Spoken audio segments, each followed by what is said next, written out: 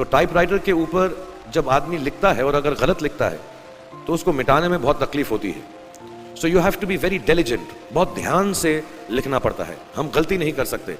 और टाइपेक्स यूज़ करते थे टाइप को निकालने के लिए, कभी उंगली फंस जाती थी उसकी कीज़ के बीच में, मगर बहुत मेहनत से, बहुत डिलिजेंस से काम करना पड़ता था। तो जब मैं उस पर टाइपिंग सीखा स्कूल में कॉमर्स करते वक्त, so the only thing I realise is that practice makes you perfect.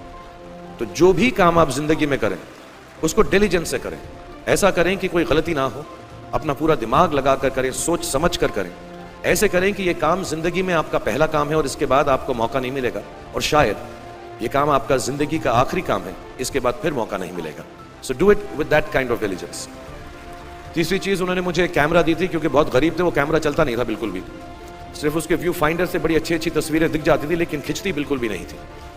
और इससे मुझे उन्होंने सीख दी कि जो हमारी क्रिएटिविटी होती है, हम जो भी, कभी कभी हमारी हॉबी होती है, कभी कभी हमारा उससे प्यार होता है, लेकिन हम उसको अपनी नौकरी नहीं बना सकते, अपना काम नहीं बना सकते। बहुत कम लोग ऐसे फॉर्चुनेट होते हैं जैसे मैं हूँ कि जो मेरी हॉबी थी, जिस चीज़ से मुझे प्यार था, कलाकारी से, एक्टिंग से, वो मेरा पेशा भी बन गया।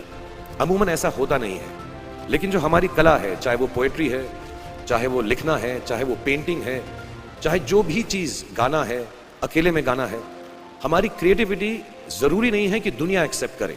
जैसे उस कैमरा की तस्वीरें दिखती नहीं है, लेकिन उसमें देखने से खूबसूरत लगता है हर कुछ, वैसे ही आपकी जो क्रिएटिविटी है वो अपने लिए रखें, क्योंकि ज़िंदगी में कभी ना कभी, कहीं ना कभी ऐसा मुकाम आएगा जब आप बहुत अकेला फील करेंगे।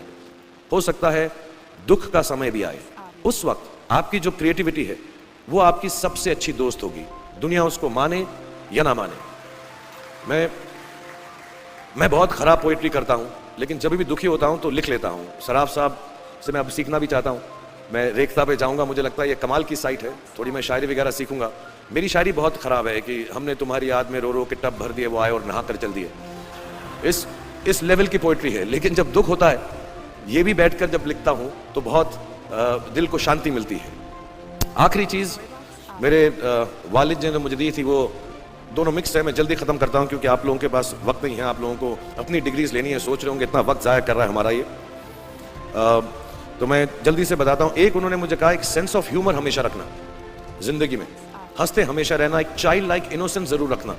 जैसे एक छोटे बच्चे की जो एक इनोसेंस होती है, जो उसका दुनिया की तरफ जो नज़रिया होता है बड़ा इनोसेंट सा होता है, उसमें कोई खामी नहीं होती, गलती नहीं होती, अभी दुनियावी बातें नहीं आई होती, तो वैसे ही रखना। कई बार बचपन में मैंने जब बदतमीजी की या कोई गलत काम किया तो उन्होंने सेंस ऑफ ह्यूमर से मुझे बचाया। और ज़िंदगी भर अगर आप अपने ऊपर, अपने हाल पे, दुनिया पे, क्योंकि लोग आपसे हर कोई बात कहेंगे, अच्छी बात भी कहेंगे, बुरी बात भी कहेंगे, क्योंकि लोगों का काम है कहना।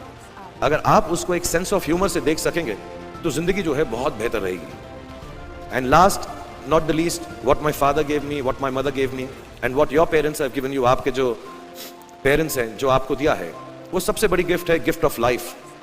जिंदगी की जो जिंदगी एक खुद ही सबसे बड़ा तोहफा है हमारी जिंदगी, और उसको वैसे ही ट्रीट कीजिए। जिंदगी के अंदर जो भी मुकाम आए, जैसी भी चीजें हो, अच्छा हो, बुरा हो, कभी अंधेरा हो, कभी उजाला हो, हर चीज को रिस्पेक्ट कीजिए और जिंदगी में ग्रेस रखिए हर इंसान की तरफ।